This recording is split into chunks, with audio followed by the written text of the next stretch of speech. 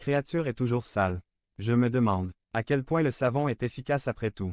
Le savonnier protesta. Mais, Rabbi, le savon ne peut servir que s'il est utilisé. Exactement, répondit le rabbin.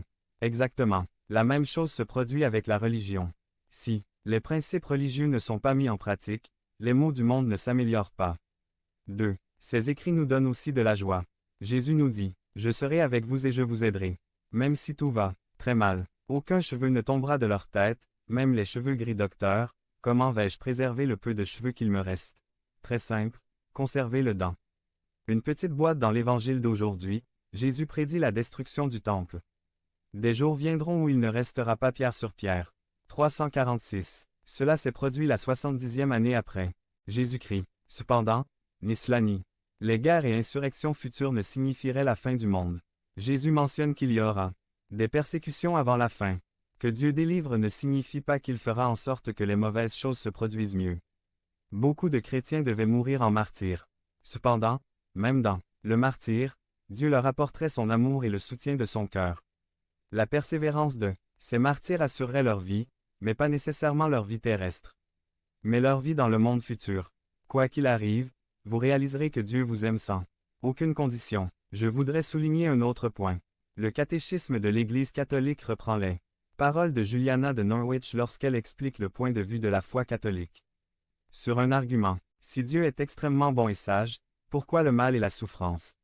Des innocents existent-ils? Les saints, précisément les saints, se posent aussi cette question.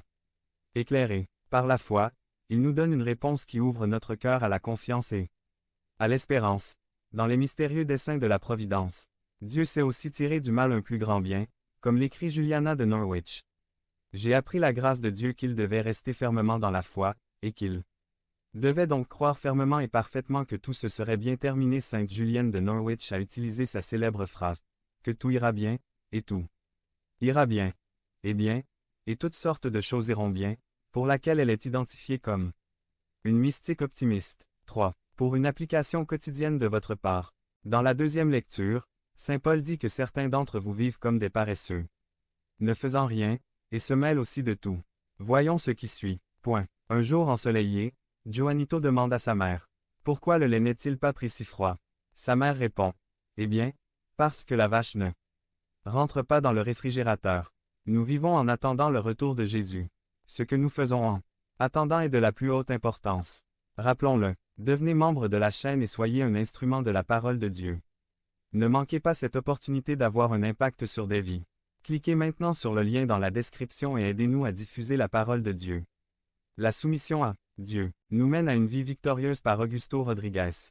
347. Résumé. Aujourd'hui, les gens aspirent à une vie victorieuse, ou à ce qu'ils appellent communément une vie de réussite, donc pour nous aussi, tout le monde peut avoir une vie victorieuse. La soumission à Dieu nous mène à une vie victorielle. Jacques 4, 7. Il ne fait aucun doute que Jacques est pratique. C'est direct et appelle un changement de vie et de pratique. Dans ce chapitre, on commence par se demander d'où viennent les guerres, c'est-à-dire des conflits entre croyants. Puis il continue de montrer que c'est la condition de vie de l'être humain qui conduit à la destruction. Cependant, Santiago montre à ses lecteurs que leur vie peut être différente. Même si c'est le diable qui profite de leurs conditions, ils ne sont pas obligés de s'abandonner à lui. De plus, Jacques montre la clé de la victoire dans la vie, et c'est une vie soumise au Seigneur. Aujourd'hui, les gens aspirent aussi à cette vie victorieuse.